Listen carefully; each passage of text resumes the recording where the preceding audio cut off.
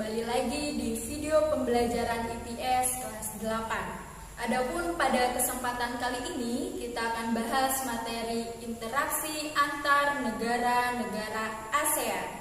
Perlu kalian ketahui bahwa negara-negara di kawasan Asia Tenggara ini tidak mempunyai sumber daya alam yang sama.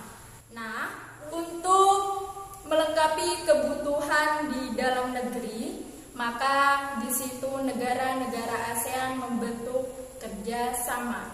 Ada yang masih ingat apa itu pengertian dari kerjasama?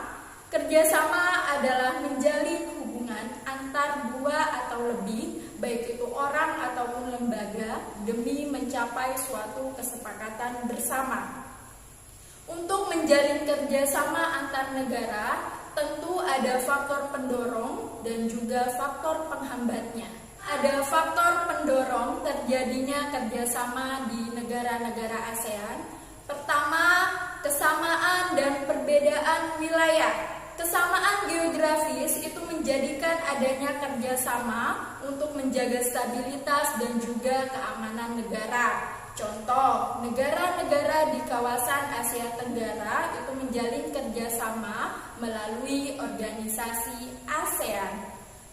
Yang kedua, ada kesamaan dan perbedaan sumber daya alam. Hasil dari sumber daya alam yang berbeda itu menjadikan adanya kegiatan ekspor dan impor antar negara ASEAN, sehingga kita semua saling berinteraksi antar negara di kawasan Asia Tenggara.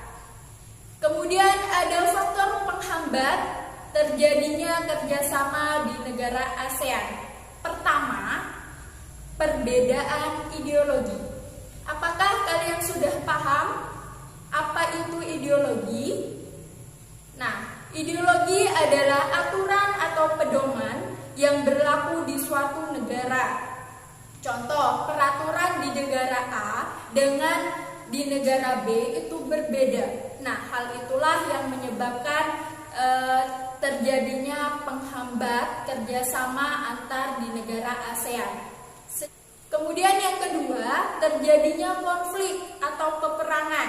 Peperangan yang terjadi dalam negeri ataupun antar negara itu dapat menghambat terjadinya kerjasama. Kemudian yang ketiga, adanya kebijakan protektif. Kebijakan ini adalah kebijakan yang bertujuan untuk melindungi kepentingan dalam negeri dan meningkatkan daya saing. Contoh, pemerintah tidak menerima produk impor dari negara lain meskipun harganya lebih murah. Kenapa hal itu dilakukan? Nah, hal itu dilakukan karena pemerintah ingin melindungi pengusaha lokal dan dapat terus bersaing. Nah, tentu hal ini akan mempengaruhi hubungan antar negara dan menjadi salah satu faktor penghambat kerjasama antar negara. Kemudian yang terakhir, adanya perbedaan kepentingan di setiap negara. Selanjutnya, kerjasama negara-negara ASEAN. Di sini ada beberapa kerjasama yang dilakukan oleh negara-negara ASEAN. Pertama, di bidang sosial budaya. Kedua, politik dan keamanan. Ketiga, pendidikan. Dan yang terakhir, ekonomi. Pertama, bentuk kerjasama di bidang sosial dan budaya. Tujuan kerjasama ini adalah agar terciptanya kerukunan dan juga kerjasama. Pertama, ada penyelenggaraan pesta olahraga SEA Games. Nah, SEA Games ini dilakukan setiap 2 tahun sekali. Kemudian yang kedua, pariwisata ASEAN. Yang ketiga, festival film ASEAN. Keempat, pengembangan sumber daya manusia. Dan yang terakhir, pertukaran budaya dan seni. Kemudian bentuk kerjasama yang kedua adalah bentuk kerjasama di bidang politik dan keamanan.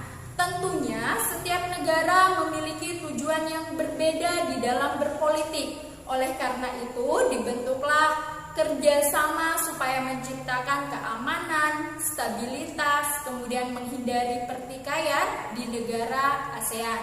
Contoh kerjasamanya, pertama ADMM, pertemuan rutin yang dilakukan oleh 10 negara yang mana diwakili oleh Menteri Keamanan setiap periode tertentu. Nah, tujuannya untuk mempromosikan perdamaian dan stabilitas kawasan melalui kerjasama dan juga diplomasi politik sebagai upaya menjaga mempertahankan keamanan negara ASEAN. Yang kedua, delegasi duta dan konsultan. Apabila menjalin hubungan kerjasama di dalam organisasi ASEAN, maka negara tersebut mengirimkan delegasi duta dan juga konsulat sebagai perwakilan negara yang mengutus untuk menjalankan peran di dalam menjaga stabilitas politik. Kemudian selanjutnya menyepakati adanya ZOPFAN, yang mana ZOPFAN ini merupakan perjanjian mengenai kawasan yang damai, bebas, dan juga netral. Selanjutnya, menyelesaikan sengketa Laut Cina Selatan. Dan yang terakhir, pemberantasan kejahatan lintas negara, yang mana itu mencakup pemberantasan teroris, kemudian perdagangan obat terlarang, pencucian uang, dan lain sebagainya. Kemudian ada bentuk kerjasama dalam bidang pendidikan, contohnya seperti penawaran beasiswa pendidikan, kemudian olimpiade pendidikan di tingkat kawasan ASEAN, kemudian pemberantasan buta huruf, dan yang terakhir pertukaran pelajar mahasiswa antar negara ASEAN. Kemudian yang bentuk kerjasama yang terakhir di bidang ekonomi. Kerjasama di bidang ekonomi adalah salah satu faktor untuk meningkatkan pendapatan negara. Bentuknya bisa kita lihat, yang pertama membentuk pusat promosi ASEAN. Meskipun ASEAN sudah dikenal oleh berbagai negara-negara di dunia melalui PBB, ASEAN tetap perlu mempromosikan dirinya pada dunia luar. Promosikan yang dilakukan oleh ASEAN itu melalui sektor perdagangan, pariwisata, dan juga investasi. Kemudian yang kedua, menyelenggarakan proyek industri bersama. Proyek industri yang dilakukan oleh ASEAN itu contohnya seperti industri pupuk yang ada di Aceh dan juga di Malaysia. Kemudian industri tembaga yang ada di Cina. Nah, industri vaksin yang ada di Singapura dan juga Abu Soda yang ada di Thailand. Kemudian membentuk kawasan perdagangan bebas ASEAN atau AFTA. Nah, keberadaan AFTA ini ialah gunanya untuk meningkatkan daya saing negara-negara ASEAN di dalam melakukan produksi antar pasar dunia dengan adanya penghapusan biaya di dalam ASEAN itu sendiri. Dan yang terakhir adalah membentuk koperasi ASEAN. Oke, di sini ada tugas yang harus kalian kerjakan. Bagi siswa yang sudah tergabung di Google Classroom, silahkan kerjakan tugasnya melalui Google Classroom.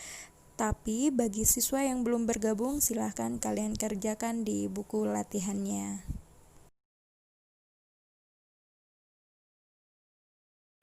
Terima kasih atas perhatiannya. Sampai bertemu di video-video selanjutnya. Ibu akhiri, wassalamualaikum warahmatullahi wabarakatuh. Dadah.